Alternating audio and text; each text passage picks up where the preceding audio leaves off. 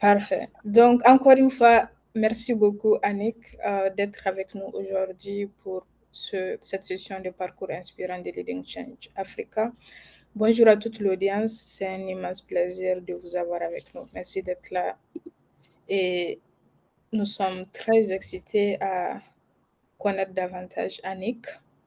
On l'a invitée pour en effet apprendre mieux sur ce qu'elle fait, parce qu'elle fait un travail remarquable et qui apporte beaucoup de changements au sein de sa communauté. Ceci dit, je m'en vais faire une pause pour partager la biographie d'Annick avec vous. Mais avant de rentrer dans le vif du sujet, je vous donne quelques consignes pour que la réunion se passe, pour que cette rencontre soit un succès. Encore une fois, pour ceux qui viennent d'arriver, mettez-vous sur mute, mettez-vous sur silencieux pour éviter les bruits de background. Et il y aura plusieurs phases. La première, c'est vous dire qui est Annick. Ensuite, la laisser faire sa présentation. Et toute question, réponse viendra à la fin de cette session. Vous aurez la chance tout au long de la session de mettre en commentaire des éventuelles questions, commentaires ou, whatever, des idées qui vous viennent en tête dans les questions, dans le chat. N'hésitez surtout pas.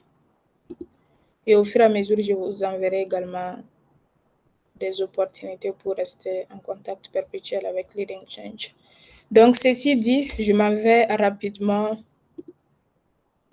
partager avec vous la biographie d'Annick Bado, qui est une entrepreneur passionnée, reconnue pour son leadership, son engagement social et sa vision novatrice. Née à Ouagadougou, au Burkina Faso, Annick Bado a toujours été passionnée par l'idée de créer un impact positif dans sa communauté. Après avoir obtenu son diplôme d'ingénieur à l'École nationale supérieure et des ingénieurs de l'Université de Lomé, au Togo, elle a décidé de combiner ses compétences techniques avec son désir de servir les autres. Annick a rapidement mis ses compétences au service du développement et projets d'infrastructures durables et d'initiatives sociales. Elle a d'abord exercé le métier au Bénin puis au Burkina Faso. Elle est la gérante de Global Technical Burkina, GTB, une entreprise de construction où elle allie ses connaissances techniques à son sens des affaires pour mener à bien des projets innovants. En parallèle, Annick a également lancé une entreprise de e-commerce florissante, démontrant son sens des affaires et sa capacité à identifier des opportunités de marché. Ce qui distingue Annick, c'est également son engagement social profond. Elle consacre une partie de son temps et de ses ressources à soutenir des causes humanitaires. A également lancé plusieurs initiatives sociales, notamment l'éducation, le leadership, la santé et l'autonomisation des femmes. Formée par le Global Youth Leaders Forum, basé en Afrique du Sud, Annick a participé à des cadres d'échange entre jeunes et à la mise en œuvre de programmes de développement durable en Afrique du Sud, et ceci en 2018, au Niger en 2019, au Nigeria et au Bénin en 2022, ainsi qu'en Côte d'Ivoire et également en Guinée en 2023, à Kigali et à Dakar en 2024. Son expérience dans les différents programmes de jeunesse lui a permis d'acquérir une solide expérience dans les mécanismes de développement des jeunes et la promotion des droits des femmes. Présidente de l'organisation Femmes Impact, une organisation de jeunes femmes engagées pour la promotion de l'éducation, du leadership et de l'autonomisation féminine, Annick pilote actuellement un programme Jeunes Femmes, Paix et Sécurité. Son travail communautaire a eu un impact positif sur de nombreuses vies et lui a valu une reconnaissance à l'échelle internationale. Sa deuxième distinction était en décembre 2023, où elle a reçu le prestigieux prix du top 10 des futurs leaders de l'Afrique, décerné par l'ancien président de la République fédérale du Nigeria, le chef Olusegun Obasanjo. Grâce à sa vision claire et à son engagement envers le bien-être de sa communauté, Annick Bado continue d'inspirer les autres par son exemple afin de créer un avenir meilleur pour les générations futures en alliant son expertise en génie civil, son esprit d'entreprise et son engagement social.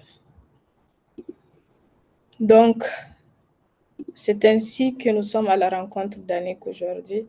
Encore une fois, on est très inspiré, on a très hâte davantage à connaître qui est Annick et le travail qu'elle fait. Donc, je serai avec vous tout au long. Encore une fois, si vous avez des questions, mettez en commentaire. Euh, également, j'aimerais me présenter rapidement. Moi, c'est Awa Mega, la directrice des opérations et de l'engagement à Leading Change Africa.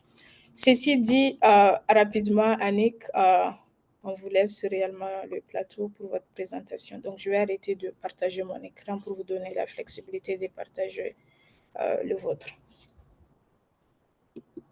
Super, merci pour l'opportunité. Merci beaucoup, Madame Awa.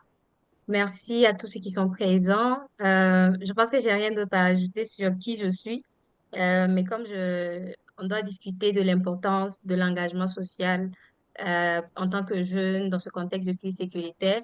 Au fur et à mesure, je parlerai un peu des actions que j'ai eu à mener avec mon équipe et je parlerai aussi de certaines initiatives que vous aussi à votre niveau vous pouvez faire et je donnerai des exemples aussi par rapport à d'autres jeunes avec qui je travaille, qui mènent des actions aussi et qui sont assez essentielles pour, euh, pour aider notre pays ou même l'Afrique dans ce temps de crise. Tout à l'heure, j'ai prévu une présentation, je vais partager mon écran. Je ne sais pas si ça passe. Awas, c'est bon à ton niveau? C'est parfait. D'accord.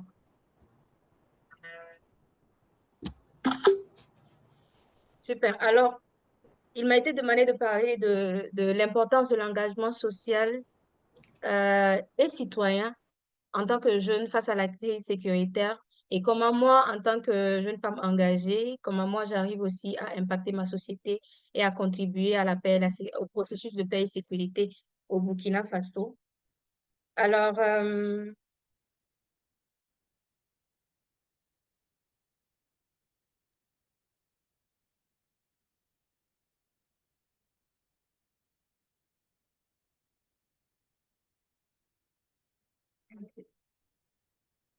déjà, je me suis investie dans l'engagement social. C'était premièrement par passion pour moi. D'autres, c'est par devoir. Mais en ce qui me concerne, c'est réellement une passion. Je me suis dit, je suis cette jeune femme. Tout a commencé en 2018, premièrement. Je me suis engagée, j'ai décidé de m'engager socialement en 2018 lorsque j'ai rejoint le Forum global des jeunes leaders en Afrique du Sud, où j'ai eu l'occasion de partir en Afrique du Sud, où j'ai côtoyé d'autres jeunes de d'autres pays du monde entier. C'était lors d'un camp de jeunes sur le leadership et voilà, comment impacter notre société et contribuer à transformer les conditions de vie de nos populations. Donc, j'étais en face de jeunes d'adolescents, parce que bon, vous savez, dans le milieu anglophone, les gens ont une autre mentalité. Donc, j'étais dans un milieu avec des jeunes et je les trouvais quand même très audacieux. Chacun disait ce qu'il faisait dans son pays. Je voyais les Nigériens qui parlaient de ce qu'ils faisaient, les Chinois qui parlaient de ce qu'ils faisaient, les Kenyans, je voyais les Sud-Africains qui parlaient de ce qu'ils faisaient. Je me suis dit, bon, là, je suis dans un milieu où je peux apprendre, je peux me coller à d'autres personnes et je peux moi aussi faire la même chose, peut-être dans mon pays. Et c'est là, je me suis rendu compte qu'on était quand même très nombreux en Afrique. Et d'après mes recherches, je vois qu'on est à plus de 77% de la population africaine qui est jeune. Donc, euh, si on va parler d'engagement social, si on va parler d'engagement citoyen, c'est cette jeunesse-là qui devrait en fait être engagée parce qu'on est la majorité et la plupart des problèmes que l'Afrique rencontre, si on va prendre par exemple le cas de la crise sécuritaire, les plus grandes victimes, ceux-là qui font face à cette crise-là vraiment, c'est cette même jeunesse parce que si on est à 77%, ça veut dire qu'on est les plus nombreux. Et si on parle de déplacés internes, si on parle de gens qui prennent par exemple la mer, c'est encore cette même jeunesse-là. Donc, je me suis rendu compte que si cette jeunesse que j'ai rencontrée en Afrique du Sud arrive à faire de l'impact dans leur pays, alors je peux faire la même chose, d'autant plus que nous sommes cette jeunesse-là qui représente la majorité. Donc, ma présentation va s'articuler autour de trois axes principalement, la conscience, l'action, la résilience. On est dans un contexte de crise sécuritaire. Nous le savons. Je n'ai pas besoin de m'attarder beaucoup sur le contexte. Si vous êtes en Afrique, parce que je vois qu'il y a d'autres qui ne sont pas en Afrique, si vous êtes en Afrique, ou même si vous n'êtes pas en Afrique, vous savez que on est dans une instabilité politique. Pauvreté et inégalité, ça a toujours été voilà, ce qui se passe en Afrique. C'est vrai, on nous dit que voilà, nos terres, l'Afrique n'est pas pauvre, l'Afrique, on dit le sous-sol de l'Afrique est très riche, l'Afrique n'est pas pauvre. C'est vrai. mais reconnaissant quand même que la population a quand même besoin d'aide. Donc, on pourra toujours parler de pauvreté et d'inégalité en Afrique. Changement climatique, criminalité, terrorisme, insurrection. Par exemple, au Burkina, depuis plus de 8 ans maintenant, on fait face au terrorisme. Donc, ce contexte est assez alarmant. Et moi, je me suis engagée socialement par passion, certes, et je me suis dit, j'avais quelque chose à offrir à mon pays. Mais actuellement, ce n'est plus une question de passion ou une question de j'ai quelque chose à apporter à mon pays. Non, c'est une question de on est dans une urgence et il y a quelque chose à faire. Et qu'est-ce qu'on peut faire? Donc, pourquoi s'engager socialement? J'ai retenu 3 points essentiellement, selon moi. Déjà, parce que c'est un devoir. On a dit ici qu'on est près de 77% de la population africaine qui est jeune. Au Burkina Faso, on est à 77,7% de la population qui est jeune, presque 18-19 millions. Ce qui veut dire que cette jeunesse-là, si elle ne fait rien, rien ne sera fait.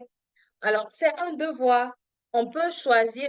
Déjà, si on va parler d'engagement social ou engagement citoyen, j'ai oublié de commencer par là. L'engagement social, c'est juste le fait de vous engager dans des initiatives qui visent à améliorer les conditions de vie des populations, tout simplement. Vous pouvez dire que c'est l'éducation, vous allez vous engager dans des initiatives éducatives pour améliorer les conditions de vie des enfants, par exemple. Vous pouvez vous dire que vous allez vous engager pour la santé, pour améliorer les conditions de vie des villageois, par exemple. Vous pouvez vous dire que vous allez vous lancer dans l'humanitaire, c'est pour aider les déplacés internes. Donc, toute initiative qui vise à améliorer les conditions de vie des autres et de façon désintéressée s'appelle engagement social. Maintenant, engagement citoyen, c'est encore de l'engagement social, mais c'est beaucoup plus basé sur la vie publique, en fait, de la cité. Ça concerne beaucoup plus la vie politique, la vie civique, voilà, tout ce qui est droit, tout ce qui est prise de décision, tout ce qui est débat politique, etc., tout ce qui est, voilà, euh, vie civique et vie politique de la cité. Donc, il y a l'engagement social, l'engagement citoyen. Tantôt, je dirais engagement citoyen, tantôt, je dirais engagement social. Ne vous perdez pas vraiment. Les deux sont liés. Donc, en tant que citoyen d'une nation, c'est un devoir de s'intéresser à ce qui se passe dans son pays. Et c'est un devoir d'essayer de trouver une solution à ce qui se passe dans son pays. Si dans ta communauté, par exemple, on a un problème par rapport, bon, on est dans un contexte de crise sécuritaire, on a des déplacés internes. Pendant que le gouvernement s'assure, par exemple, de créer la stabilité dans le village de ce peuple qui a été déplacé, comment ce peuple-là vit? Parce qu'ils vont prendre du temps pour trouver la stabilité, pour réorganiser la zone là où ces personnes vivaient. Ils vont prendre le temps de récupérer cette zone, etc. Pendant que le gouvernement est en train de le faire, qu'est-ce que ces personnes déplacées, comment ces déplacés internes vivront? C'est là où intervient en fait nous jeunes qui sont engagés socialement. Parce que nous, on vient répondre à des besoins immédiats. Nous, on vient solutionner des problèmes immédiats. Donc, à long terme, il faut que le village soit stabilisé. À court terme, les personnes qui sont déplacées doivent continuer à vivre, doivent continuer à se soigner, doivent continuer à aller à l'école. Et c'est là où ceux qui sont engagés, par exemple, socialement dans la santé, vont prendre tout ce qui concerne la santé des déplacés internes. Ceux qui sont engagés socialement dans l'éducation vont prendre tout ce qui concerne l'éducation ou l'insertion de ces jeunes, etc. C'est un devoir et aussi une potentialité parce que si on représente plus de 77% de la population, alors on est capable quand même d'influencer des changements. Et quand on parle d'engagement citoyen, c'est aussi le fait de pouvoir influencer certaines décisions dans la cité. C'est le fait de pouvoir influencer certaines positions dans notre cité parce qu'on est un citoyen légal et si on choisit notre président, ça veut dire qu'on choisit son programme. Et si son programme ne nous convient pas, on peut lui dire que son programme ne nous convient pas. Et si on représente cette majorité, ça veut dire que notre voix peut compter. Et notre voix même compte. Parce que quand on parle de mobilisation aujourd'hui, quand, par exemple, une population dit qu'il n'est pas d'accord avec un président, qui sort dans les rues pour demander à ce président de partir? C'est cette même jeunesse, en fait. Donc, elle a cette influence et elle peut influencer un changement. Même si, certes, elle n'est pas à des places de choix. Quand je dis place de choix, par exemple, elle n'est pas dans les instances décisionnelles parce qu'on est en train de lutter pour ça. Même si elle n'est pas dans des instances décisionnelles, elle est quand même celle-là qui se mobilise dans les rues pour demander à tel président de partir. Donc, elle peut quand même influencer des changements. Pourquoi s'engager socialement aussi? Redonner de l'espoir. Il y a quelqu'un qui parle. Pourquoi s'engager Mettez-vous. socialement? Ok. Désolée, Annick. Euh, Non, il n'y a pas de souci. il fallait. Pourquoi C'est c'est juste pour dire aux gens de se mettre sur mute. Il y a des voix en background. ok. Ok. Allez. Pourquoi c'est pourquoi c'est important de s'engager socialement en temps de crise? Ça permet de redonner de l'espoir. Quand les systèmes d'État sont affaiblis, la société civile et l'engagement social peut être des réponses aux besoins immédiats, qu'il s'agisse de la protection, de l'éducation psychologique, etc. On permet l'engagement social permet de répondre immédiatement aux besoins. Comme je prends toujours l'exemple d'un village qui est par exemple attaqué et que ce peuple est déplacé et que ce peuple vient à Ouagadougou par exemple parce que c'est le pays que je maîtrise le plus et que ce peuple se déplace à Ouagadougou par exemple. Le gouvernement, ce qu'il peut faire, c'est rapidement trouver le moyen de sécuriser le village de ce peuple-là. C'est trouver le moyen de contre-attaquer les terroristes, par exemple, de récupérer cette zone. Mais en attendant, cette population qui est venue à Ouagadougou, là, comment elle vit? Immédiatement, comment elle vit? Immédiatement, comment les enfants qui partaient tranquillement à l'école continuent à aller à l'école? Immédiatement, comment on s'occupe de la santé des mères, etc. C'est là où nous qui sommes engagés socialement, on intervient. Et c'est là où cette population qui est vulnérable, qui est, euh, qui est atteinte émotionnellement, ne sera pas une proie pour une reconversion, en fait. Si on prend soin de cette population, ou bien on prend soin de cet enfant qui a été chassé de son village, il y a de fortes chances que cet enfant ne devienne pas un potentiel terroriste. Il va venir attaquer encore une autre fois. Et c'est là où ceux qui sont engagés socialement interviennent. Et ceux qui sont engagés dans l'éducation, on donne par exemple des fournitures scolaires, on trouve le moyen de scolariser ses enfants. Ceux qui sont dans la santé, par exemple, trouvent le moyen je sais pas, construire des latrines, avoir des centres d'écoute dans les sites de déplacés internes, ont le moyen. Quand même, il y a beaucoup d'initiatives à l'immédiat qui peuvent venir résoudre les problèmes. Le temps qu'à long terme, le gouvernement puisse récupérer, par exemple, le village de ces personnes. Donc, ça permet de redonner de l'espoir. Et ça permet de couper la chaîne, en fait. Cette chaîne de je suis brisée, donc je brise, je suis brisée, je brise. C'est une chaîne qui ne va pas s'arrêter. Mais s'il y a des personnes qui interviennent et qui donnent de l'espoir à ceux qui sont brisés, ils ne vont pas continuer à briser d'autres personnes. Est-ce qu'on se comprend? Pourquoi toujours c'est important de s'engager socialement? Unité et force collective. L'engagement social crée un sentiment de solidarité essentiel euh, pour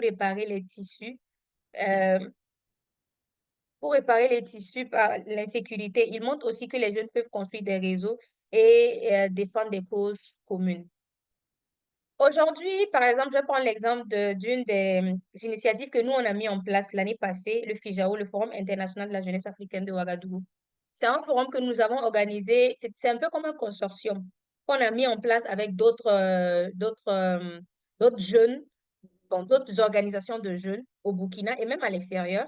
Et on a organisé ce forum où on a réuni plus de 1700 de jeunes du Burkina et aussi 10 pays de l'Afrique. Il y avait le Nigeria, la Côte d'Ivoire, il y avait le Ghana, le Mali, le Sénégal, le Niger, il y avait le Cameroun. Beaucoup de pays étaient quand même réunis et sont déplacés, ils sont venus à Ouaga pour participer à ce forum-là.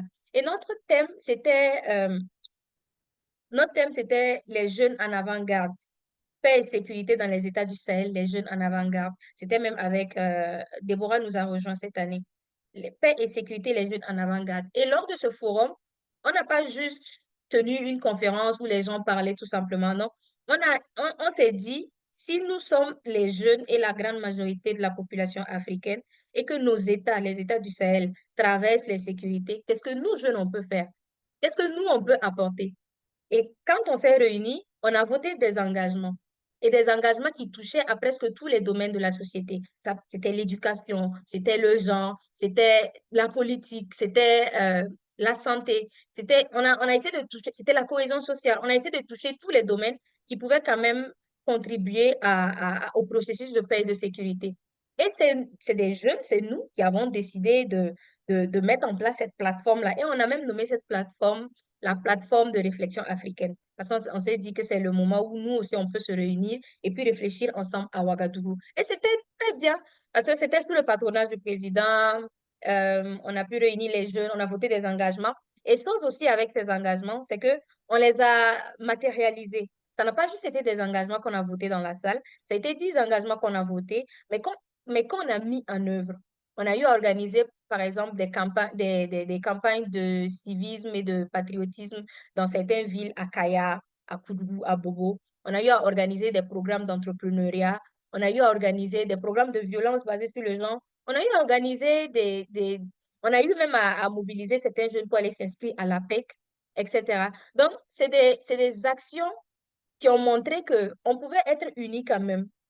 On pouvait quand même avoir une force collective pour réparer cette issue-là. On pouvait quand même se mettre ensemble pour réfléchir à quelque chose parce que c'était pas juste une association, mais c'était un consortium de plusieurs organisations de jeunes. Et c'est ce que l'engagement social fait.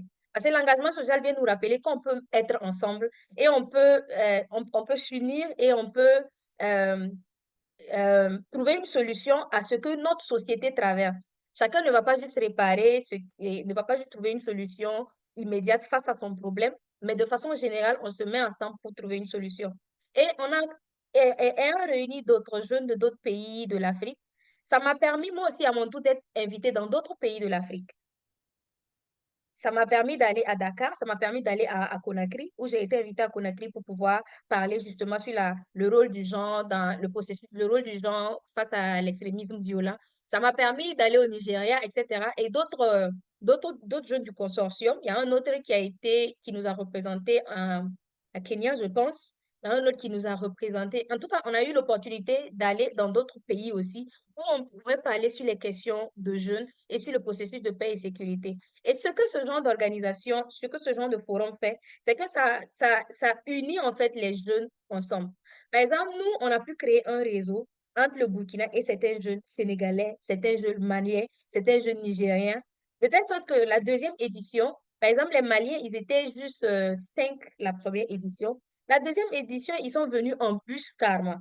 Ils sont venus en bus de près de 21 jeunes du Mali qui sont venus en bus. Vous pourrez voir ça sur la page du Fijao sur Facebook. Ils étaient 21. Donc, c'est un réseau qu'on a au Mali. Et c'est une force. Aujourd'hui, ça peut ne pas compter, mais demain, si, par exemple, nous, on est dans des positions de décision et que ces mêmes jeunes aussi sont dans des positions de décision, ça permet toujours d'unifier nos pays. Et c'est ce que l'engagement social fait. Maintenant, tout ce charabia que je viens de dire par rapport à l'importance de l'engagement social, c'est pas sans défi. C'est pas ça un jeu. Certains s'engagent par passion et après, quand ils se cognent la tête, ils retournent. Certains s'engagent pour les mauvaises raisons et après, quand ils se cognent la tête, ils se retournent. Donc, si je suis venue pour parler de l'importance de l'engagement social et tout ce que j'ai cité, c'est parce que c'est important, mais quand même, il y a des défis. Et je vais vous brosser quelques défis que, à mon niveau, j'ai quand même pu rencontrer. Manque de ressources. Ça, c'est tous les jours. Parce que l'engagement social, c'est désintéressé. Et parce que c'est désintéressé, c'est du bénévolat. Et comme c'est du bénévolat, ça vient de nous-mêmes, notre poche. Et souvent, c'est pas suffisant pour faire beaucoup d'actions. Quand, par exemple, on prend une action éducation, où on se dit, on va accompagner 100 enfants déplacés internes, qui va donner la scolarité de ces 100 enfants? Quand vous allez lancer des SOS, par exemple, c'est pas sûr que tout le monde va répondre. Pourtant, vous avez envie quand même de permettre à cette couche-là de ne pas, à, à, à ces enfants-là, vous avez envie de donner une nouvelle chance à ces enfants-là. Mais c'est pas évident que vous puissiez leur donner leur chance. Donc, c'est pas toujours évident que toutes vos initiatives sociales puissent avoir du succès. Parce que c'est désintéressé, c'est pas ça qui donne de l'argent. Et quand il n'y a pas d'argent dedans, tout le monde ne va pas juste, voilà, vous accompagner parce que il y aura pas de retour sur investissement, en fait. L'exclusion politique, méfiance des autorités, perception des jeunes comme source de troubles, absence de participation dans les prises de décision, etc. Quand on parle, par exemple, de l'engagement citoyen, comme je l'ai dit, c'est le fait de participer à la vie publique, participer aux décisions, participer à la vie civique et politique, etc. Et quand cette jeunesse, c'est 77%, font face à la crise sécuritaire, sont les plus grandes victimes. Et je peux dire même savent, par exemple, ce qu'ils traversent et ce qu'on pourrait changer pour pouvoir les permettre de ne plus vivre la même chose. Quand cette même jeunesse n'est pas à des places de responsabilité, C'est difficile pour cette jeunesse-là de dire, voilà ce qu'on traverse dans notre village et voilà ce que vous êtes censé faire pour qu'on ne puisse plus traverser cela. Donc, c'est un frein à l'engagement social parce que les gens sont engagés pour changer les conditions de vie. Ils font la même chose depuis 10 à 20 ans, ils font la même chose, ça ne change pas. Ça ne change pas parce qu'il y a une loi quelque part qui n'est pas favorable en fait à cette société. Et comme elle n'est pas favorable à cette société, cette inégalité persiste. Ce problème va persister. Et ceux qui sont engagés vont continuer à faire de l'impact, mais c'est comme si on jette juste une goutte d'eau dans l'océan. Donc, l'effet n'est pas, on n'a pas le résultat qu'on cherche. Parce que la réponse immédiate, elle est bien, mais à long terme, elle ne sert à rien parce que le véritable problème est ailleurs. Si vous voyez. Désinformation et manipulation. Ceux qui sont, malheureusement, certains de nos aînés ne nous ont pas bien représentés. Il y en a qui se sont engagés socialement, mais pour les mauvaises raisons. Ils se sont engagés, ils sont engagés, par exemple, pour de l'argent. Ils se sont engagés, par exemple, pour pouvoir être à certaines positions. Ils se sont engagés pour pouvoir avoir, par exemple, les avantages de l'engagement social, tels que les voyages, par exemple, le fait d'être devant les gens, d'être appelé leader, etc. Et comme ils étaient là pour les mauvaises informations, finalement, ils ont déçu pas mal de personnes, ils ont déçu la population. Alors, si vous venez avec les bonnes intentions, on pourrait vous identifier à ces aînés-là qui n'ont pas eu les bonnes intentions. Il y aura pas mal de désinformations autour, il y aura pas mal de manipulations, il y aura pas mal d'informations qui vont courir sur les réseaux sociaux par rapport au fait que vous n'êtes pas là vraiment pour résoudre un problème, vous êtes là pour vos propres intérêts. Donc, il y a ces défis-là aussi auxquels on fait face, mais ça ne va pas changer parce qu'on va continuer à se battre pour. Et là, j'ai envie de parler de certaines initiatives que j'ai faites à mon niveau et ça pourrait vous inspirer à faire aussi des initiatives à votre niveau. Et il y a certaines initiatives que j'ai faites, c'est juste des photos illustratives, hein. C'est pour vous permettre de voir un peu ce qu'on peut faire, ce que vous aussi vous pouvez faire à votre niveau pour que ce soit, que ce soit une solution immédiate. Comme j'ai dit, l'engagement social, c'est vraiment une solution immédiate. C'est pas comme si c'est pas une solution à long terme, c'est une solution immédiate. Ça vient résoudre un problème et puis voilà, on continue de résoudre les problèmes. C'est vrai, les problèmes vont pas finir, mais c'est quand même important de continuer à le faire. Donc, une des initiatives et programmes, moi, je ne suis pas principalement dans l'humanitaire, je suis dans d'autres domaines, mais le volontariat communautaire ou l'humanitaire, c'est des domaines dans lesquels vous pouvez choisir de vous engager. Aujourd'hui, on est en temps de crise. Il y a des déplacés internes qui doivent continuer à vivre. Et ça peut ne pas forcément être les déplacés internes seulement. Il y a des veuves aussi qui sont là, qui ont besoin de continuer à vivre. Il y a des orphelins qui sont là et dans les, il y a des orphelins qui sont là dans les orphelinats qui ont besoin de continuer à vivre et qu'on oublie très souvent. Donc, vous pouvez dire, par exemple, moi, je choisis de m'engager socialement dans tout ce qui est volontariat communautaire, dans tout ce qui est humanitaire. Et là, vous lancez des SOS. Ça peut ne pas forcément venir de votre poche. Ça peut venir de votre réseau. Souvent, la charge est un peu plus, la charge est diluée quand vous avez plusieurs personnes qui vous accompagnent dans votre activité. Si vous avez je sais pas, par exemple, un site de déplacés interne où on a 100 personnes et vous voulez nourrir 100 bouches, vous seul, c'est énorme. Mais vous pouvez choisir de rejoindre une association qui milite déjà dans l'humanitaire. Et quand vous allez rejoindre une association qui est déjà dans l'humanitaire, votre petite touche sera suffisante parce qu'il y a déjà beaucoup de personnes qui mettent la main à la pâte pour pouvoir accompagner sans déplacer interne, par exemple. Et c'est là où vous pourrez faire de l'impact dans la vie de ces personnes. Là où vous pouvez, avec 1000 francs, vous ne pouvez pas nourrir une famille. Mais en mettant 1000 francs dans une association de 10 personnes, vous pourrez nourrir 100 familles et vous aurez contribué à changer les conditions de vie de 100 personnes. L'éducation, moi je suis dans l'éducation, ça c'est mon domaine dans lequel je travaille parce que je crois quand même que l'arme la plus puissante pour changer le monde, comme Nelson Mandela le disait, c'est à travers l'éducation. Alors j'ai choisi personnellement de lutter pour l'éducation pour tous et chaque année nous accompagnons des centaines d'enfants. Et une chose, c'est qu'en 2018-2019, je le faisais seulement avec mon association. Mon association s'appelle Femmes d'impact, comme elle a dit dans le CV. On est 10 environ et on accompagnait 10 enfants. Donc, chaque personne devait scolariser un enfant. Et depuis l'année passée, je me suis joint à une autre association qui justement aussi travaille pour l'éducation pour tous. Et ensemble, on a pu accompagner 100 enfants. C'est là où aussi la force de l'engagement social, c'est là où aussi la force des associations vient intervenir. Seul, vous pouvez faire de l'impact, mais ensemble, on va encore plus loin. Seul, on accompagne juste 10 enfants. Avec d'autres associations, on a pu accompagner 100 enfants. Et cette année, on a encore continué la même chose. Donc, cette image, c'est juste illustratif par rapport à ça. C'était le mois passé où on remettait les kits scolaires aux enfants de cette année. Et vous pourrez voir ça sur nos différentes pages. Une plateforme de dialogue, le petit 3. Ça, l'image, c'est mon association. On organise des ateliers qu'on a nommés ateliers d'impact. Ateliers d'impact vise à renforcer la participation des jeunes femmes dans le processus de paix et de sécurité.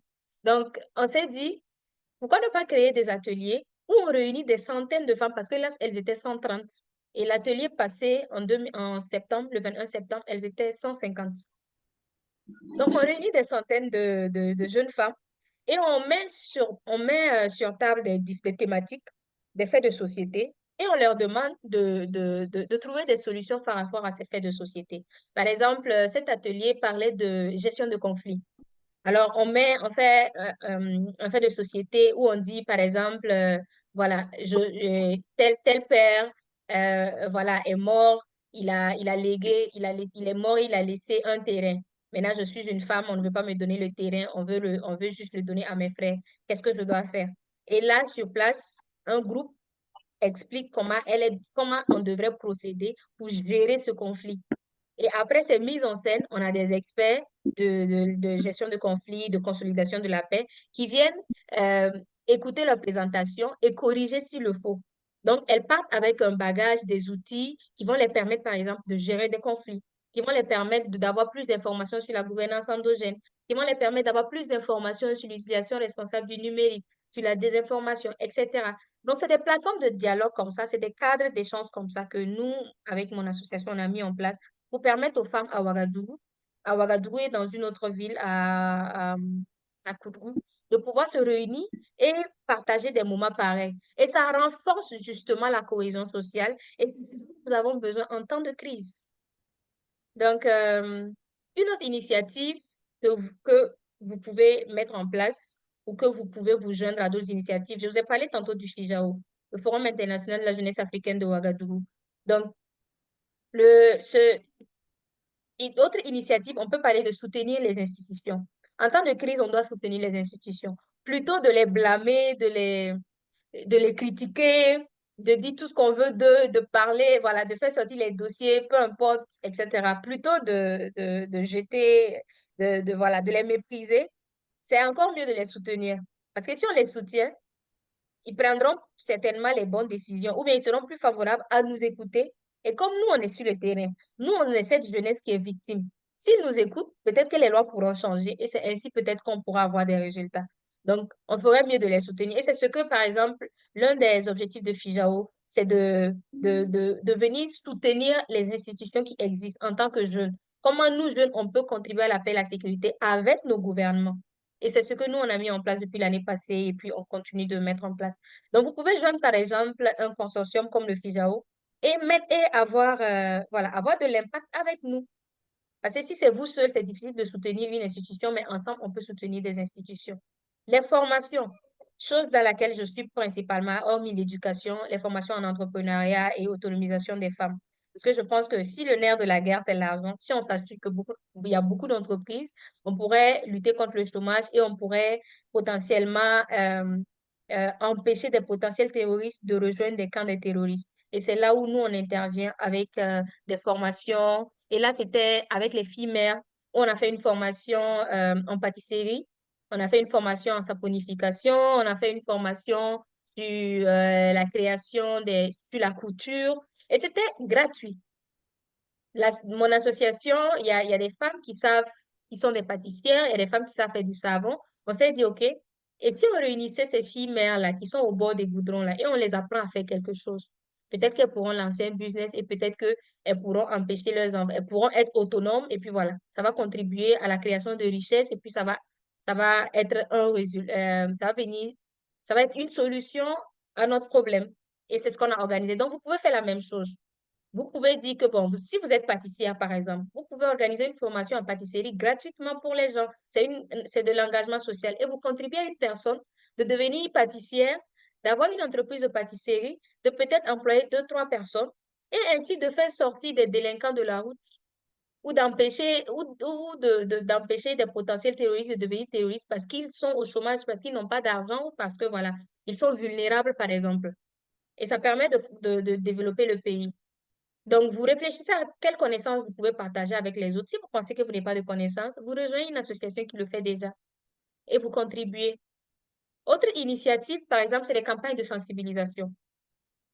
Le mois passé, ça c'est encore une image avec mon association. Le mois passé, on a organisé une campagne de sensibilisation sur l'utilisation responsable du numérique où elles étaient 150, comme je vous l'avais dit. Et on a fait des études de terrain, des faits de société. On a eu un expert qui est venu parler avec elles. Donc, des campagnes de sensibilisation comme ça en temps de crise, puisque la communication aussi, je pense on parle souvent aussi de communication de guerre. Donc, il y a la désinformation qui contribue à, à, à mettre l'huile sur le feu, en fait. Et si vous organisez des campagnes de sensibilisation pareilles, que ce soit sur le digital, que ce soit physiquement, quand même, vous contribuez à résoudre, vous contribuez à la paix et la sécurité. Et vous êtes en train de trouver une solution à ce temps de crise. Autre initiative, vous pouvez vous dire, vous n'avez pas le temps d'être dans des associations. Mais l'engagement social n'est pas forcément le fait d'être dans une association. Comme j'ai dit, c'est le fait de s'engager de façon désintéressée dans des initiatives qui visent à améliorer les conditions de vie des autres. Donc, vous pouvez dire, vous pouvez vous enrôler comme VDP. Vous ne voulez pas être dans les associations, vous n'aimez pas la pression, mais vous pensez que vous pouvez être un volontaire de la défense de la patrie. Vous pouvez aussi vous dire, OK, je ne veux pas faire partie des associations, mais dans ton quartier, tu sais ce qui se passe, par exemple. Dans ton quartier, tu vois que peut-être il y a quelqu'un de louche, peu importe, il y a des numéros verts qui sont là. Il y a la dénonciation. Si chacun prend ses responsabilités, par exemple, et dénonce chaque fait anormal dans nos quartiers, on va aider les FDS à pouvoir, voilà, euh, à pouvoir rapidement résoudre ce problème de crise sécurité. Donc, il y a la dénonciation, ça peut être une initiative individuelle. Vous veillez dans votre quartier, vous regardez, vous faites attention à ce qui se passe autour de vous. Et s'il y a quelque chose qui ne va pas, vous appelez les numéros verts pour dénoncer. Il y a le fonds patriotique. Si vous êtes quelqu'un qui travaille, peut-être 6 sur 7 ou 7 sur 7, vous n'avez pas le temps d'être dans une association, vous n'avez pas le temps de veiller à ce qui se passe dans vos quartiers, vous ne pouvez pas vous rejoindre les militaires sur le front, mais vous avez peut-être, vous travaillez et vous avez de l'argent à la fin du mois. Vous pouvez vous dire que, bon, par mois, moi, je donne 1000 francs au fonds patriotique. C'est ce que je peux donner. C'est de l'engagement social parce que ça contribue à améliorer les conditions de vie en temps de crise, ainsi que les initiatives culturelles. Donc, impact positif de l'engagement. L'engagement social, toutes ces initiatives que j'ai citées, et c'est pas que ça, il y a beaucoup d'autres initiatives, mais comme on n'a pas trop le temps, et c'est aussi ce que moi je fais, donc je voulais un peu vous brosser par rapport à ce que je maîtrise le plus, mais il y a d'autres initiatives que vous pouvez mettre en place. Quoi qu'il en soit, toutes ces initiatives de façon désintéressée que vous allez mettre en place vont forcément réduire la violence et puis contribuer à la paix et la sécurité. Et c'est ce dont on a besoin. Parce que vous pouvez ne pas être au Burkina, peut-être, mais je ne suis pas sûre qu'il y a un Burkinabé qui n'a pas au moins quelqu'un qu'il connaît qui est, qui est, euh, qui est mort au front, par exemple, ou qui a été attaqué par les terroristes. J'ose croire qu'il n'y en a pas. Mais moi, personnellement, j'ai perdu mon grand frère sur le front. C'était un militaire. Donc, je pense que si chacun va bien réfléchir, forcément, il connaît quelqu'un qui connaît quelqu'un qui connaît quelqu'un qui est mort au front ou qui a été attaqué, etc. Et même si vous ne connaissez pas quelqu'un qui est mort, certainement, vous ressentez la pression économique en ce moment dans notre pays. Parce que on a quand même pris un coup quand on parle de l'économie de notre pays. Ou même si vous n'êtes pas burkinabé, que peut-être vous êtes en Afrique en général, ou même à l'extérieur, parce que la paix et la sécurité n'est pas que au Sahel. Partout dans le monde, ça ne va pas trop. Chaque pays, la plupart, tous les continents quand même sont touchés par des types de paix et de sécurité. Donc, vous, certainement, vous faites face à on fait tous face aux conséquences quand même de l'insécurité. Donc, l'engagement social vient être une réponse à à l'insécurité. Et ça vient réduire la violence. La réconciliation et la cohésion. Sans réconciliation, sans cohésion, on n'arrivera jamais à la paix et la sécurité. En fait, jamais. Si on n'est pas réconcilié, s'il n'y a pas de cohésion sociale, il n'y aura pas de paix et de sécurité, alors notre économie va continuer à prendre un coup. On va continuer à perdre des personnes autour de nous. Et puis, voilà, on attendra juste sagement la fin. Donc, l'engagement social vient contribuer à la réconciliation et la cohésion sociale. Le développement durable, la promotion de l'éducation et la santé, par exemple. Par exemple, la promotion de l'éducation, ça vient contribuer au développement durable. Comme j'ai dit, l'arme la plus puissante pour changer le monde, c'est l'éducation. Donc, si vous choisissez de vous investir dans l'éducation, et ça peut ne pas forcément être aussi le fait de payer la scolarité des orphelins, ça peut être un partage de connaissances. Dans les années 2018 jusqu'à 2021, quand j'étais à l'université avec les camarades, on repartait au collège, on repartait au lycée et on discutait avec les adolescents, les jeunes de sixième, cinquième, ceux qui venaient de quitter le primaire. On avait des séances de 30 minutes à 1 heure où on partageait notre expérience avec ces adolescents à l'école. On avait fait des partenariats avec certaines écoles et ils nous permettaient quand même d'aller discuter avec eux. On partait discuter avec ces enfants. Qu'est-ce qu'on faisait? On leur parlait, par exemple, de la culture de l'excellence. On leur parlait des erreurs que nous avons faites et on est en train de les payer à l'université. Ça les permet, eux, d'éviter ces erreurs-là. Ça les permet, eux, par exemple, de choisir déjà un cursus scolaire et de ne pas perdre du temps à l'université, par exemple. Ça les permet, eux, de s'intéresser par exemple, l'ingénierie, que juste d'être dans la théorie. Donc, vous pouvez partager votre connaissance et ça, c'est gratuit. Vous démarrez votre moto ou votre voiture, partez dans une école, une classe de sixième, si vous avez la possibilité, vous discutez avec eux. Vous contribuez à promouvoir l'éducation aussi. La gouvernance participative, ça, c'est l'engagement citoyen ou la représentation. Si vous vous intéressez à ce qui se passe dans votre pays, si vous vous intéressez aux lois qui sont en train d'être prises en ce moment, parce qu'on est dans une réforme, le Burkina Faso particulièrement, on est dans une tendance de réforme. Donc, chaque mercredi, il ne peut pas avoir un conseil de ministres et vous ne savez pas qui est le nouveau ministre de l'Éducation, par exemple, ou bien qui est le nouveau ministre de la Jeunesse, ou bien quelle nouvelle loi a été votée. Vous ne pouvez pas dire que vous êtes un citoyen de votre pays et vous ne connaissez pas ce qui se passe dans votre pays. Et ça, c'est de l'engagement citoyen. Vous participez au débat public, vous participez à la vie civique, vous savez ce qui se passe dans le pays et vous pouvez dire quand vous pensez que ce qui est en train d'être fait n'est pas normal. Parce que le pays, c'est pour nous tous, en fait. La résilience et la stabilité.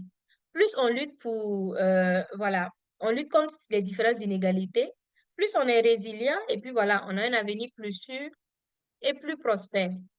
Quelques bonnes pratiques et améliorations à faire en tant que jeune engagé. Continuer à renforcer la collaboration, dialogue entre les jeunes, les autorités et les organisations.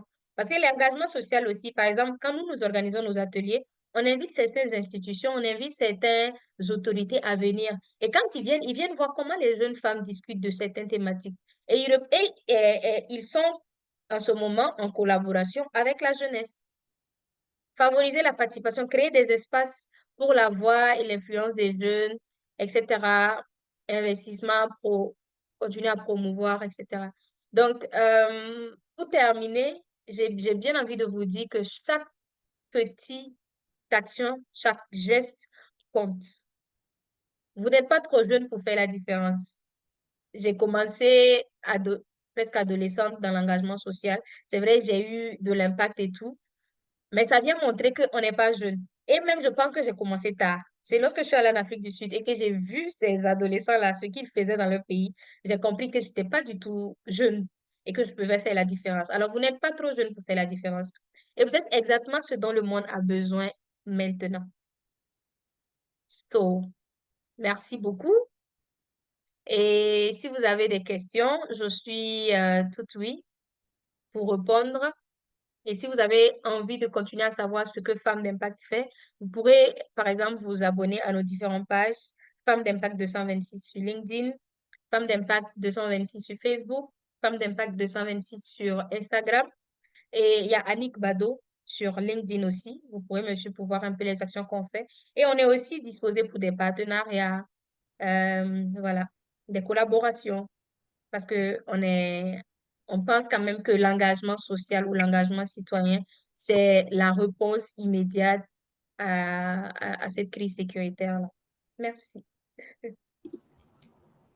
Merci beaucoup, Annick. Ceci était très inspirant. On a énormément apprécié la présentation, l'impact du travail positif que vous faites dans votre communauté et à quel point vous continuez à grandir pendant que vous faites ce travail remarquable. Merci encore pour la présentation et sans doute, je suis sûre que beaucoup d'entre nous ont été inspirés aujourd'hui. Merci beaucoup. Donc, la phase suivante, c'est réellement les questions. Donc, je sais qu'il y avait une question dans les chats, mais je vous invite tous présents à mettre en commentaire vos questions ou toute autre clarification dont vous aurez besoin.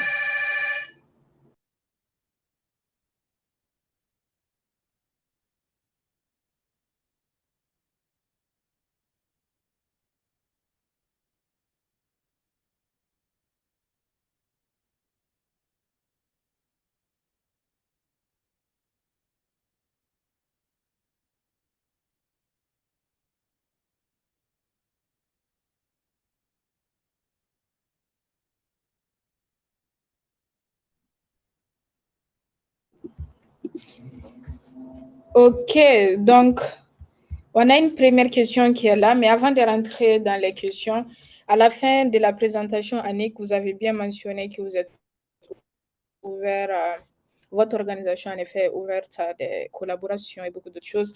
Actuellement, à Leading Change, ce que nous faisons, c'est vraiment la transformation des jeunes par le biais de l'éducation, mais également de l'entrepreneuriat et d'autres programmes essentiels sur lesquels nous travaillons, que ce soit au Burkina Faso, au Mali, au Ghana, au Nigeria et dans d'autres pays en Afrique comme le Malawi, etc.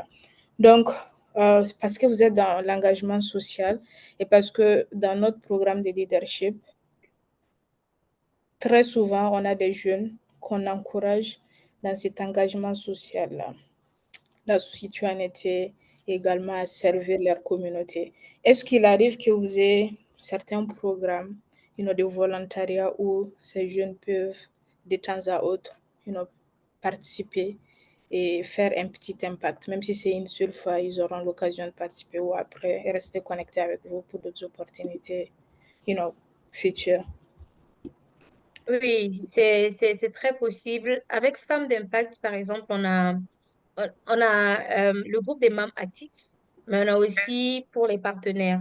Quand on parle de partenaires, c'est par exemple des personnes qui n'ont pas envie d'être membres actifs, mais qui ont envie, par exemple, d'être bénévoles pendant nos activités. Et on a des centaines de jeunes femmes qui le font. Donc, quand on a, par exemple, des ateliers qu'on organise, il y a des personnes qui sont bénévoles et qui organisent cela avec nous, qui participent à ce qu'on fait et puis, voilà, qui sont impactées, qui, à leur tour aussi, apprennent.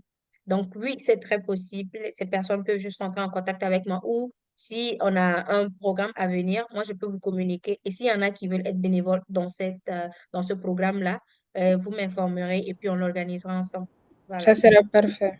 Parfait. Mm. J'apprécie beaucoup. Oui, très souvent, on encourage les jeunes à partir faire de l'assainissement, trouver d'autres moyens Mhm. pour réellement les apprendre ce terme de public service là pour qu'ils puissent grandir avec ces Mhm. valeurs de leadership. Donc, on va beaucoup apprécier, nous dire quand il y a ce genre d'opportunité ou voir si en effet les jeunes sont au centre pour effectivement y participer. Donc, je m'arrête là rapidement. On a des questions, j'aime ça. Donc, la première question, c'est d'abord de savoir, il y a quelqu'un qui disait, une seconde, c'est une question de Oumar. Il disait, vous êtes engagé au nom de quelle entité ou association? Et ça, je pense que vous l'avez dit, c'est Femmes d'Impact, right? Ouais. Ensuite, la question prochaine, c'est, OK, Jamil, ça vient de Jamil. Il dit, quels sont vos objectifs et défis en tant que femme d'impact pour l'année 2024-2025? Défis, Ok. défis et objectifs pour femmes d'impact pour l'année 2024-2025. Ok, ça tombe bien déjà parce que, bon, Femmes d'Impact, c'est une association qui promeut l'éducation, le leadership et l'autonomisation féminine. Donc, elle réunit des jeunes femmes engagées pour ces trois domaines-là, éducation, leadership, autonomisation féminine. Et on a eu, depuis 2020, à travailler avec les femmes en termes de création de richesses, santé sexuelle, etc., etc. Mais principalement 2024-2025, on s'est concentré sur un programme de jeunes femmes, paix et sécurité. Jeunes femmes, paix et sécurité. Donc, notre programme 2024-2025, c'est Jeunes femmes, paix et sécurité. Ça, c'est notre objectif. C'est de renforcer la participation des jeunes femmes dans le processus de paix et de sécurité au Burkina Faso et dans le Sahel. C'est pourquoi on a mis en place ces différents ateliers qui réunissaient, qui étaient des cadres d'échange, des cadres de dialogue, où les jeunes femmes venaient être outillées en termes de gestion de conflits, consolidation de la paix, création de richesses, etc. Donc ça, c'est principalement nos objectifs 2024-2025. Maintenant, en ce qui concerne les défis, c'est un peu ce que j'ai eu à citer pendant mon exposé. J'ai dit les défis de l'engagement social. Premièrement, c'est les ressources. C'est les ressources. Par exemple, Femmes d'Impact organise des ateliers sur fonds propres. Quand on regarde notre impact, les gens sont là, like, what? J'ai dit oui. J'ai dit à mes filles, on fait avec les moyens de bord. Si on a 100 000 pour un atelier, on fait un atelier de 100 000.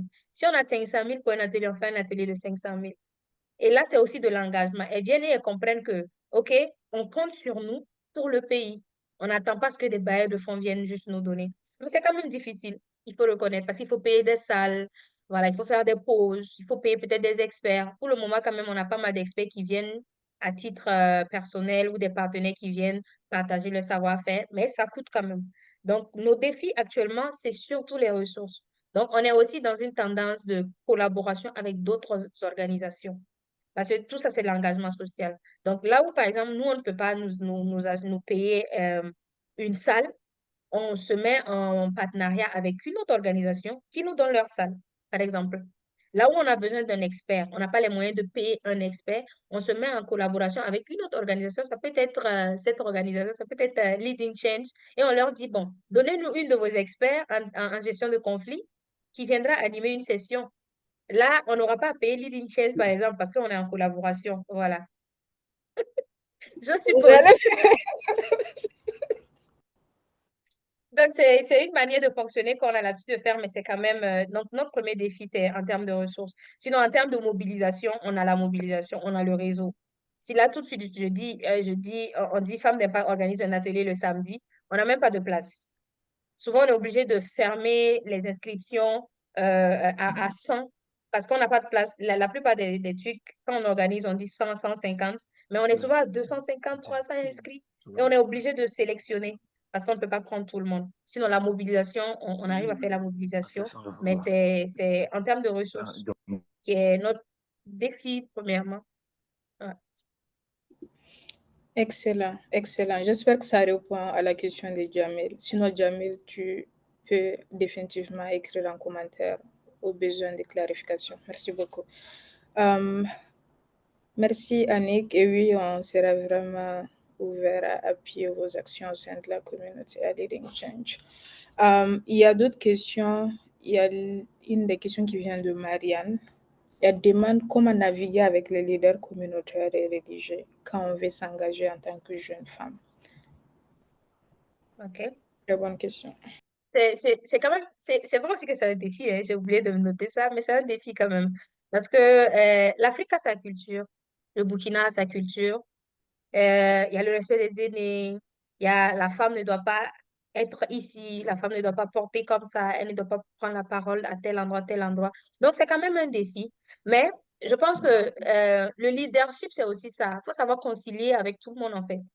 Vous n'êtes pas obligé d'aller taper votre poitrine pour dire je suis un leader, je dois parler, donc je veux parler. Non, il faut essayer de travailler avec toutes ces personnes-là. Par exemple, nous, il y a certains ateliers que nous organisons où nous invitons des chefs coutumiers à venir assister à nos ateliers et on leur donne la parole. Là, ils savent qu'on a tenu compte d'eux. Et ils voient en même temps le respect des aînés. Puisque c'est culturel. Dans notre culture, c'est ça. Il faut tenir compte d'eux, il faut être soumis à eux, etc. Donc, quand vous leur donnez de façon subtile ce qu'ils veulent et que vous les fassent intervenir dans ce que vous faites, vous verrez qu'ils vont vous faciliter la tâche dans tout ce que vous allez vouloir faire. Donc, si vous avez une action que vous voulez mener dans un village, vous êtes quelqu'un, une jeune femme engagée socialement, vous voulez aller parler de santé sexuelle et reproductive dans un village, et vous savez que notre culture n'aime pas quand on commence à parler de sexualité à des enfants de 12 ans et 13 ans. Donc, vous ne pouvez pas juste aller réunir les enfants, commencer à parler de préservatifs, à parler de santé sexuelle, de sexualité. Non, partez d'abord demander à rencontrer les autorités de ce village. Partez vous présenter à ces autorités. Vous leur dites ce que vous voulez faire et vous leur demandez de vous aider à faire cela. Quand ils vont se sentir importants à vos yeux, c'est eux-mêmes qui vont ouvrir la porte pour vous. Et s'ils refusent, cherchez un autre endroit. Il y a beaucoup d'autres communautés qui ont besoin de vous.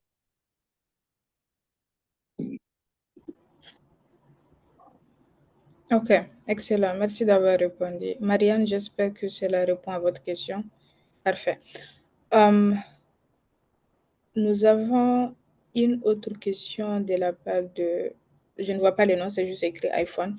Donc, la personne dit, je suis un nouveau sur votre plateforme. Quel conseil pouvez-vous me donner en tant qu'ingénieur agronome? Donc, je pense que ça, c'est un peu plus général. Ça s'adresse un peu plus à Leading Change. D'abord, bienvenue. On est content d'avoir dans notre plateforme. Nous nous allons certainement organiser une autre session qui va porter sur notre programme Rural Development, qui est beaucoup plus axé sur l'agriculture. On a notre coordinateur chargé de ce programme ici présent. Par contre, comme ce sujet n'a pas comme focus l'agriculture, on va devoir vous revenir. Par contre, je vous invite à vous inscrire sur notre newsletter, à nous suivre sur nos réseaux, parce que beaucoup d'informations et d'opportunités passeront sur nos chaînes en phase avec ce programme. Merci beaucoup. Donc, je ne vois pas d'autres questions dans les chats, mais vous avez encore la chance de poser toute question ou besoin de clarification que vous avez à votre niveau. N'hésitez pas à écrire dans les chats et Annick vous répondra certainement.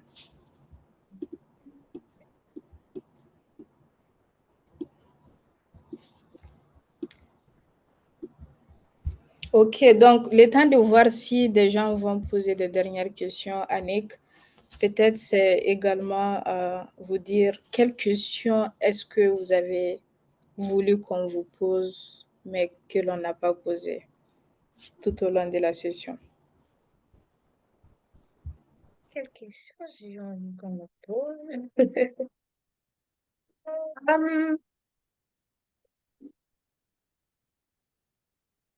Hum, Peut-être mes motivations, bien qu'est-ce que je gagne en retour quand je fais tout ça. Très bien, il faut répondre alors. Qu'est-ce que vous gagnez en retour lorsque vous faites tout ça? Parce que c'est une question qui revient toujours quand je prends la parole sur ce que je fais. C'est une question généralement, dis pourquoi je fais tout ça ou bien qu'est-ce que je gagne à mon tour, etc. Bon, je vois même qu'il y a une question. Ce que je gagne en retour, c'est, c'est pas une satisfaction immédiate, mais c'est une satisfaction à long terme. Parce que je sais que en m'engageant socialement et en résolvant des problèmes, je suis en train de, en griffe, purifier mon avenir. Par exemple, lorsque je sais que un terroriste aujourd'hui peut-être n'a pas eu la chance, n'a- a peut-être vu ses droits bafoués et a choisi de prendre les armes. Si aujourd'hui je contribue à ce que les droits d'un enfant ne soient pas bafoués et qu'il grandisse dans de bonnes conditions, certainement, quand il sera à la place où il doit choisir entre son pays et contre son pays, certainement, il choisira d'être avec son pays. Et c'est comme ça que peut-être mes enfants ne vivront pas ce que je vis aujourd'hui. Peut-être si moi je suis confrontée à ce problème de terrorisme, si je contribue à ce que des enfants ne deviennent pas des terroristes, mes enfants ne seront pas confrontés à ce problème de terrorisme. Donc, la plupart de ce que je fais aujourd'hui, ma satisfaction est à long terme. Je sais que de toutes les façons, lorsque ma banque sera remplie, elle me sera reversée dans l'avenir. On est là quand la banque sera remplie. Là, il ne faut pas nous oublier en même temps. Ok, on va prendre cette dernière question rapidement. En tout cas, c'est inspirant d'entendre cela. Et en effet, il y a beaucoup d'actions que nous faisons au quotidien qui ne portent pas de résultats immédiats. Par contre, on vise loin. Pendant qu'on vise loin, le simple fait de voir l'impact de notre travail rendre les conditions de vie meilleures à d'autres gens, même si c'est une seule personne, ça aussi, c'est Ouais. une satisfaction. Donc, la dernière question vient encore de Jamil. Il dit, pouvez-vous m'éclairer sur ce qui vous a motivé et quels conseils vous pouvez donner à tous ceux qui aspirent être comme vous ou peut-être apprendre à vos côtés?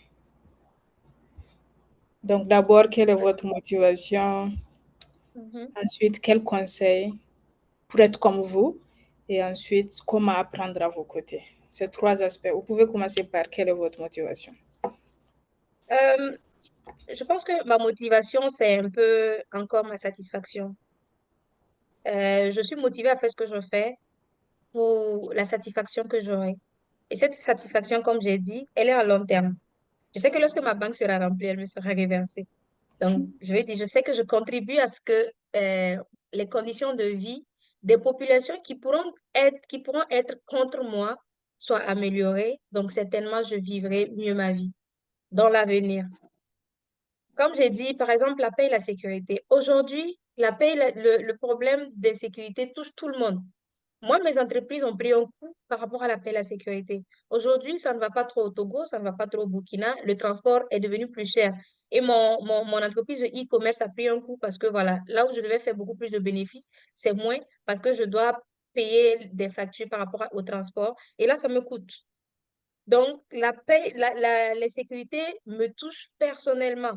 Et qu'est-ce que je peux faire par rapport à la paix et la sécurité? C'est peut-être de m'assurer que la majorité de la population qui est jeune s'intéresse au processus de paix et de sécurité, qu'on trouve ensemble des solutions, qu'on essaie de soutenir les institutions, qu'on essaye de travailler immédiatement à résoudre le problème d'éducation, le problème de santé, etc., etc. Donc, ma motivation, c'est ça. Je suis confrontée à ces problèmes et je dois trouver une solution à cela parce que ça me touche personnellement et parce que je ne veux pas que mes enfants vivent ça aussi. Maintenant, quel conseil je peux vous donner en tant que jeune qui aspire à être comme moi? J'ai bien envie de vous dire de ne pas aspirer à être comme moi, mais d'aspirer à être vous-même et meilleur que vous-même. Je dis ça parce que, par exemple, moi, je travaille avec les jeunes femmes pour la paix et la sécurité. Peut-être vous êtes appelé à travailler dans les domaines de l'agriculture, par exemple. Peut-être que votre impact devait être dans l'agriculture.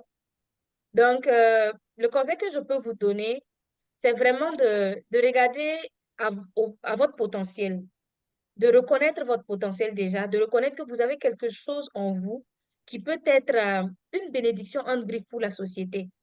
Qu'est-ce que vous savez faire? Qu'est-ce que vous pouvez donner? Et quand vous allez être conscient de ce que vous pouvez donner, maintenant, utilisez ça pour servir votre société. Et c'est là que peut-être on va dire que vous me ressemblez, ou bien peut-être qu'on va dire que vous êtes en train de réussir ou en train de faire de l'impact. Donc, si votre potentiel, c'est dans l'agriculture, donnez de votre savoir-faire ou créez des entreprises d'agriculture. Peu importe, trouvez le moyen quand même d'impacter dans l'agriculture et attirer d'autres personnes à faire la même chose que vous. Je pense Absolument. que ça peut aller. Yeah. Je pense que c'était vraiment clair. Euh, J'écris que c'était notre dernière question, mais voilà qu'on se retrouve avec trois autres questions pertinentes. Donc, Siaka Sangare demande à savoir comment rassembler les jeunes leaders à 0 francs pour former une communauté qui vise à l'engagement cause sociale. Comment rassembler les jeunes leaders à 0 franc? Bon, C'est-à-dire sans 0 francs, quoi, sans rétribution financière, sans rien, juste pour une cause. En quelque sorte, c'est comme juste pour si une il dit comment créer une communauté de jeunes pour un engagement social, sans pourtant leur promettre des rétributions financières. il y a des jeunes qui sont vraiment dans l'engagement social de façon désintéressée, comme moi, par exemple. Je vous ai parlé du FIJAO, le Forum international de la jeunesse africaine de Ouagadougou. C'est un consortium de jeunes qu'on a mis en place de façon désintéressée. Et on a organisé le FIJAO qui a réuni 1700 jeunes à la salle de conférence, qui a fait venir plus d'une trentaine d'internationaux au Burkina et on a cherché les fonds pour ça. On allait demander des partenariats pour ça. On s'est dit, il y a un problème. On a un nouveau président. C'est chaud. Qu'est-ce que nous, jeunes, on peut faire pour aider ce président-là? Mais pas forcément aider ce président, mais contribuer au processus de paix. Parce que le thème, c'était jeunes, paix et sécurité. Et voilà, c'était contribution des jeunes à la paix et la sécurité dans les États du Sahel. Et jusqu'à présent, on travaille ensemble. Et Déborah, Madame Déborah, elle est avec nous.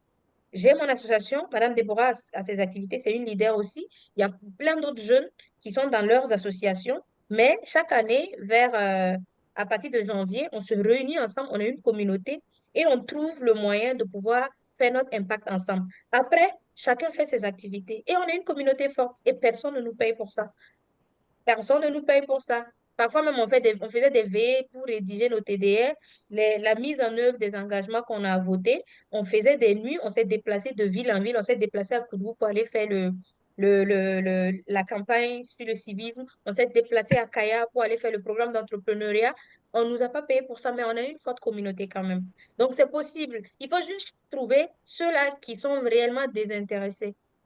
Et y a pas de stratégie pour pouvoir trouver ça. Non, vous parlez à un leader d'association, deux leaders d'association, dit, hey, et si on crée une communauté, vous appelez une autre personne. Et si tu rejoins notre communauté, vous appelez, une personne va dire oui, une autre va dire non. Celui qui dit non, vous le laissez tranquille. Quelqu'un aussi peut dire oui, il vient de façon intéressée, mais tôt ou tard, vous le saurez. Quand vous le saurez, vous lui dites, tu n'as qu'à quitter. Donc, c'est juste une question de collaboration. Vous approchez une personne, deuxième personne, troisième personne, voilà. Vous les expliquez les objectifs de la communauté et puis vous travaillez ensemble. C'est comme ça que toutes les communautés sont nées. C'est d'abord deux personnes, ensuite trois, ensuite quatre et puis ça conquit le monde. Exactement, merci beaucoup. Et pour rapidement ajouter à cela, il faut savoir qu'en tant que jeune, l'une des erreurs que nous faisons, c'est rapprocher les gens.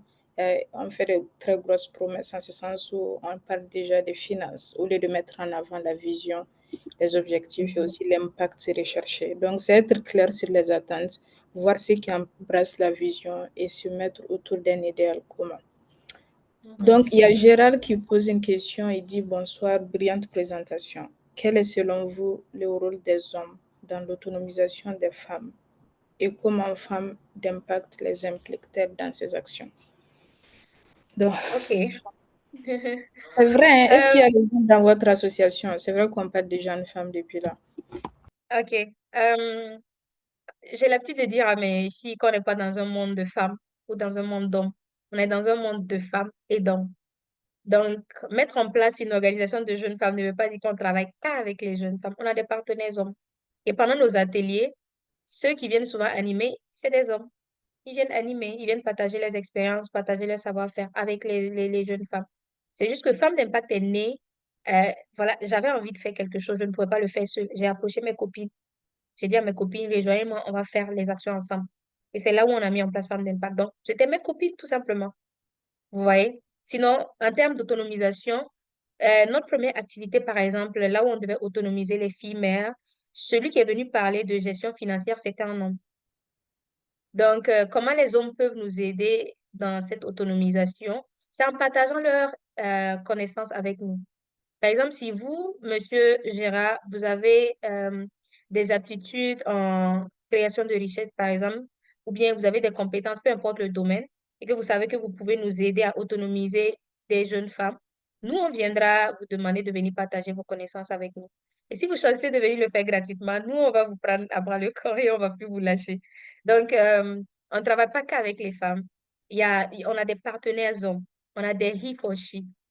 Voilà, on a des partenaires hommes qui nous accompagnent, on a des mentors hommes qui nous accompagnent, on a même des sympathisants hommes qui nous accompagnent pendant nos ateliers.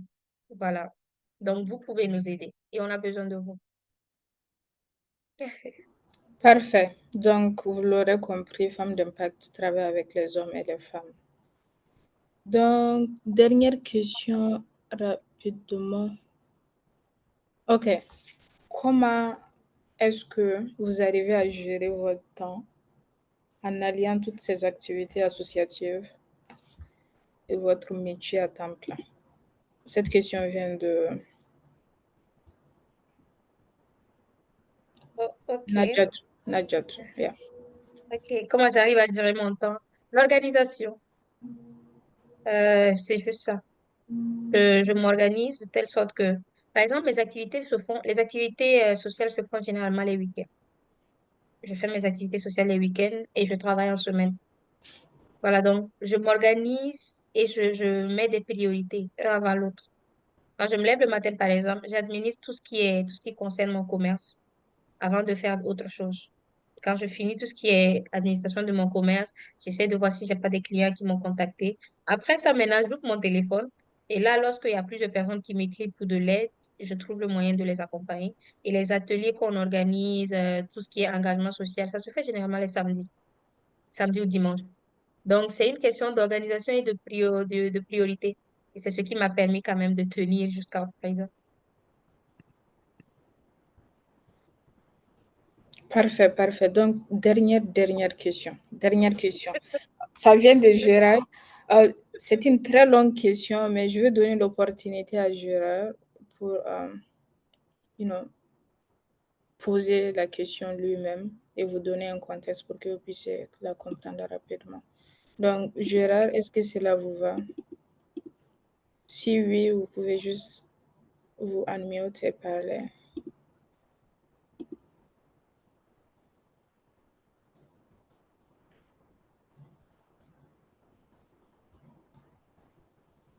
Gérard, vous êtes là avec nous?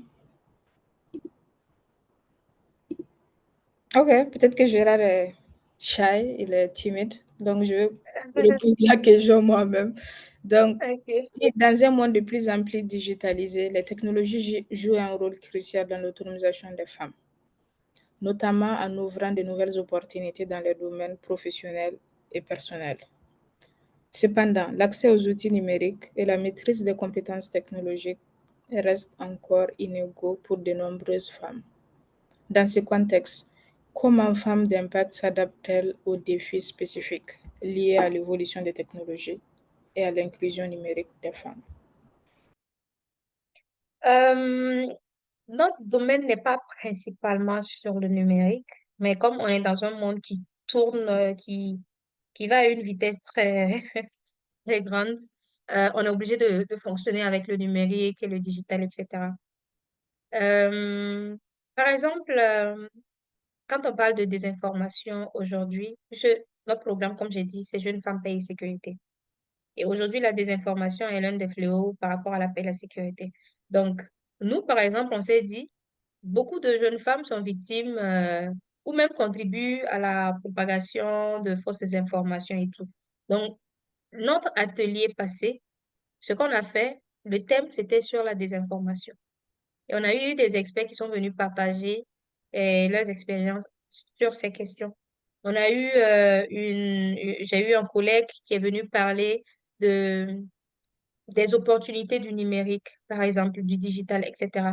Donc, ce qu'on fait, c'est adapter, par exemple, la technologie à notre programme annuel qui est Jeunes Femmes, Paix et Sécurité. Et on organise des ateliers dans ce sens-là pour essayer d'outiller les femmes sur ces questions-là, sur comment utiliser le numérique, par exemple, sur comment lutter contre la désinformation et tout ce que, voilà, elles peuvent faire pour ne pas tomber dans les pièges de du numérique, voilà, les dangers du numérique. Je ne sais pas si j'ai répondu à la question parce que je ne l'ai pas très bien compris non plus. Yeah, je pense que ça doit aller. Sa question, c'était beaucoup plus comment est-ce que vous arrivez à rendre les opportunités de technologique ou de digitalisation accessibles aux jeunes femmes que vous accompagnez dans un monde de croissance technologique. Et je crois que vous avez répondu, vous avez parlé de comment vous luttez contre la désinformation et tout ça. Euh, Comme promis, c'était la dernière question. Donc, Annick, ce que je vais faire actuellement, c'est vous donner la chance, au cas où vous aurez oublié quelque chose tout au long, pour Ok. you know, votre dernier mot avant de clore cette session. D'accord. Je pense que j'ai presque tout dit, hein. Tout ce que j'ai bien envie de vous dire, c'est notre cette jeunesse est le plus grand potentiel en fait de l'Afrique. Et c'est de ce potentiel-là que devraient venir les solutions.